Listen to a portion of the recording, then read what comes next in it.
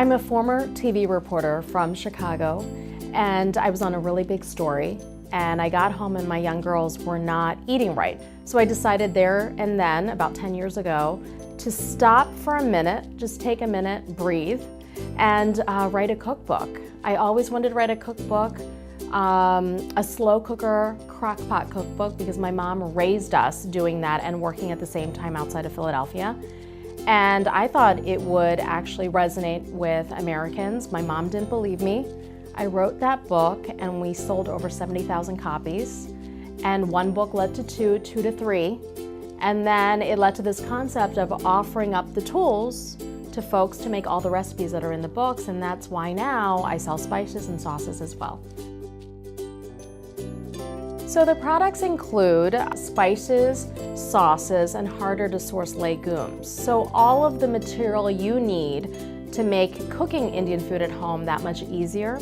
And what I found is that on the Western sort of market and grocery shelf, you have things that are inspired by Indian food, but not really authentic Indian. So for example, we have nothing called curry in our repertoire because we don't cook with a spice called curry. We use masalas, which are combinations of spices. And so we have, for example, a chana masala, the exact spice that goes into making chickpeas and spicy chickpeas. We also now offer 5 different sauces, including a tikka masala sauce. And so we're making it just easier for the consumer to take something that's not only authentic, but healthy, clean, lower in sodium than our competitors, and feed it to their families and feel good about it.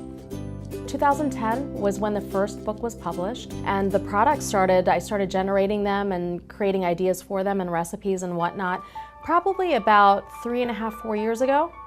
And we've just started to get on grocery store shelves. Just last week we've gotten some POs from local Whole Foods in Chicago. So I've just been working those channels and trying to get a sense of what works and what doesn't, because not every SKU is going to work. And that's what this food challenge for me is all about, is really understanding what are the next steps to go from 3 to 4 stores to really ramping it up. I don't look at all of the other 9 competitors as competition. I really see us as a group, a community that can help one another, because maybe they're doing something right and maybe I can learn from that and vice versa. You also get a sense of food trends. Are you on point, or are you too early to market in terms of a food trend? Or are you just kind of following a trend that's already been out there and been done? Or could you do it better? The other part of it is the mentors. I've already met with my mentors and I've already learned so much. So that's helpful, but also for me specifically, finding co-packers, the right ones in different regions. The goal for me is to find, right now I have somebody on the East Coast.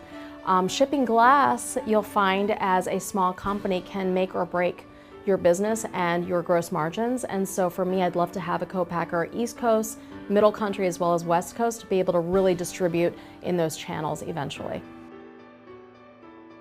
I would like to be the go-to brand for Indian food, but we want to be the company, Indian as apple pie, with my face on it, that offers a trusted product from top to bottom. So we want to capture that entire Indian food shelf, and then eventually we want to break out of shelf stable and go to refrigerated. We want to go to frozen, but we want to do it with the same authenticity as we've done these products as well. So eventually we want to capture different areas of the grocery store, but we want to do what we do really well first, to develop relationships and develop the right path, I guess, so to speak, to get to those endpoints.